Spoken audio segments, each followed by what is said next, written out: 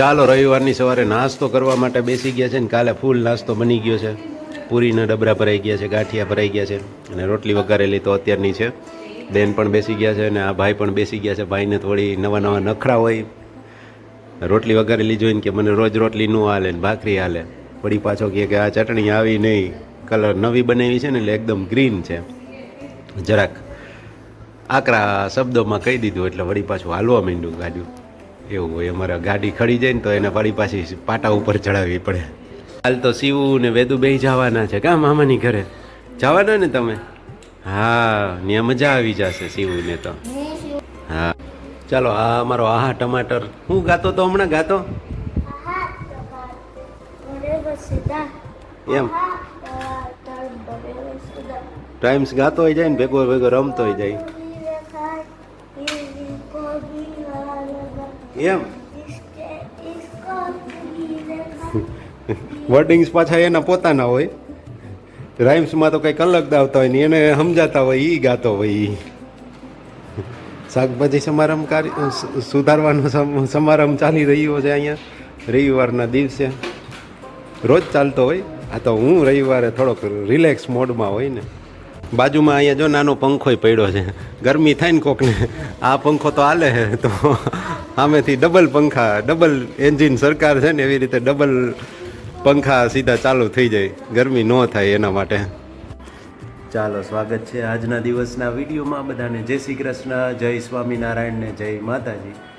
હવે આ ભાઈ છે ને એને ખોટું તો લાગવા માંડ્યું. હમણાં વેદુ કંઈક ખીજાણી છે ને તો કે મને દીદી ખીજાણી રિહાવા માંડ્યો. મોટાઓને જ ખોટું લાગે એવું ન હોય, આ આવડા હોય ને એને ખોટું તો લાગે. જોઈએ હવે, હમણાં માની જશે થોડું. આપણે દીદી પાસે સોરી કેવડાવી દેશું એટલે એને વાંધો નહીં આવે. બરાબર ને ભાઈ? સોરી કહી દઈએ એટલે હાલે ને. એટલે આવું છે અત્યારે. નાના નાના આવડા હોય ને એને ખોટું તો લાગે છે, મોટાઓને તો લાગે જ ને. રગડાની તૈયારી થઈ રહી છે. બટેટા અને ચણા, સફેદ ચણા બાફવા માટે મૂકી દીધા છે. રગડો જ ને, પાવ રગડો હે? હા, તો એ જ રગડા પાવ રગડા માટે બાફવા માટે મૂકી દેવામાં આવ્યું છે. આટલું બધું તેલ, જોકે એ તો અથાણા માટે છે. અહીંયા ફોનમાં નણંદ સાથે વાતો ચાલે છે અને વાતોની સાથે સાથે આ પણ ચાલે છે. ઝરમરિયા મારા જેવા અને વેદુ જેવા રસોડામાં આવી ગયા છે. બરાબર ને વેદુ? આપણે ડબકા જ મારવાનું તે એટલે તો કહું છું.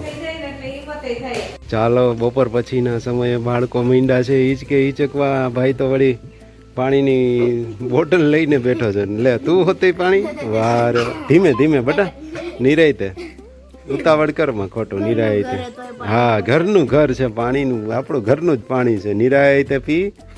આખો ટમેટો જેવો દાંત નો આવે. તું દાંત કાઢીમાં ખોટા થોડીક વાર એને પી લેવા દે. નાકમાંથી નીકળશે પછી બોધું બોલશે. થોડુંક શરદી થઈ ગઈ હોય એવું લાગશે એટલે પછી કહે કે મને શરદી થઈ. એ કોકને કંઈક એવું, આ તો ઉનાળો છે, બાકી ઠંડી હોય ને ઈચ્છા થાય કે શીરો કે એવું કંઈક ખાવું છે તો એવું કરી નાખે ને, પાણી જરાક પી લે ને પછી આમ નાકમાંથી કાઢી નાખે ને એટલે બોધું થઈ જાય આમ શરદી જેવું. પછી કહેવાય મને શરદી થઈ છે. એ કરવું પડે. આમ મોઢું બંધ રાખવાના હોઠ અને આમ નાકમાંથી આમ કહે ને એ નીકળે. એની ટેકનિક હોય, હજી તમને ન આવડે તો પછી બધું બોલવા માંડે. એમાં તમને હરખું ન આવડે ને તો તમને તો કાની બંધ થઈ જાય. એમાં તમારે એ ધંધા ન કરાય. તમારે રેગ્યુલર જ હલાય. તમારે એમનેમ શરદીઓ થઈ જતી હોય તો પછી મમ્મીને કહેવાય કે ભાઈ મને શરદી થઈ ગઈ છે, શીરો બનાવી દો. બરાબર ને? તારે શીરો ખાવો હોય ને તો એવું કરજે. પાણી પહેલાં ભરી લેવાનું મોઢામાં, પછી આમ નાકમાંથી કાઢવાનું એટલે પછી તારો અવાજ છે ને બોધો થઈ જાય. પછી મમ્મીને કહેવાય મમ્મી મને શરદી થઈ ગઈ, શીરો બનાવી દે. એટલે શીરો બનાવી દે. હો, શીરો ખાવા મળે ને એમ. શીરો ખાવા. હવે તમને પ્રજાને, અત્યારની પ્રજાને શીરો ન ભાવે, બાકી તો પહેલાંના જમાનામાં શીરો એટલે તો 32-35 પકવાન જેવું થઈ જાય. તને શું ભાવે સૌથી વધારે? મેગી ભાવે કે આ બધા મેગા વાળા? મેગા હા,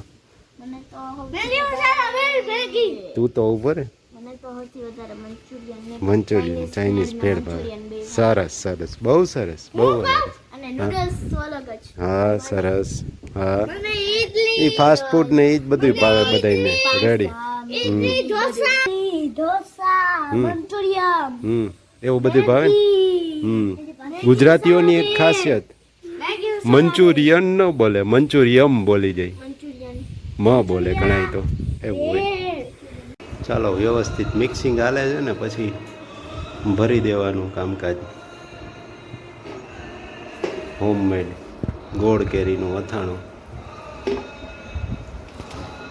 ઘણા બધા ઇન્ગ્રેડિયન્ટ છે. ગાજરનું છીણ છે, કેરીના કટકા છે, ગુંદા બાફેલા હોય એને સૂકવેલા, કેરીનું છીણ છે, પછી મરચાં સૂકેલા, ગુંદા તો ગાજરના કટકા અમુક આવે, ગોળ આવે. હવે હું બાકી રહ્યું બોરો તો આવતો જ હોય.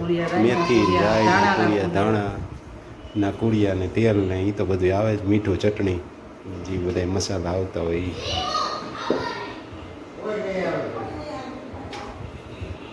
ચાલો ઘણા દિવસ પછી રવિવારની દિવસે સાંજે દર્શન કરવા માટે આવેલ છીએ.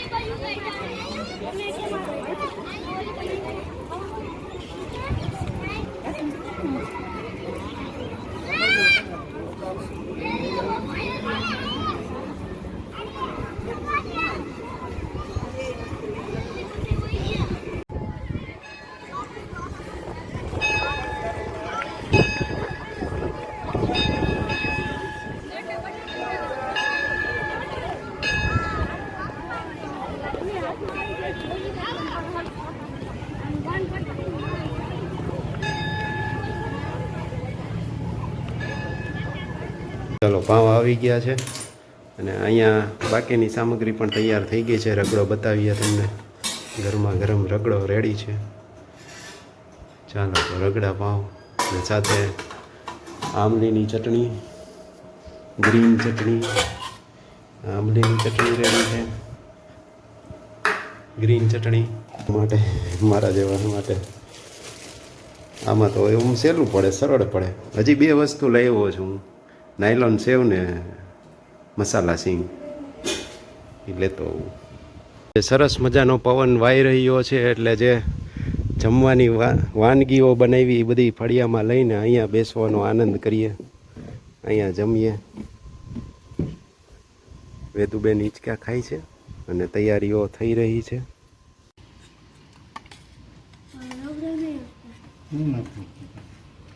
ચણાનો રગડો વેદુબેન કેવો લાગ્યો? તો સારું, મજા આવી. વટાણામાં ઓલી સ્મેલ આવે, ચણામાં મજા આવે.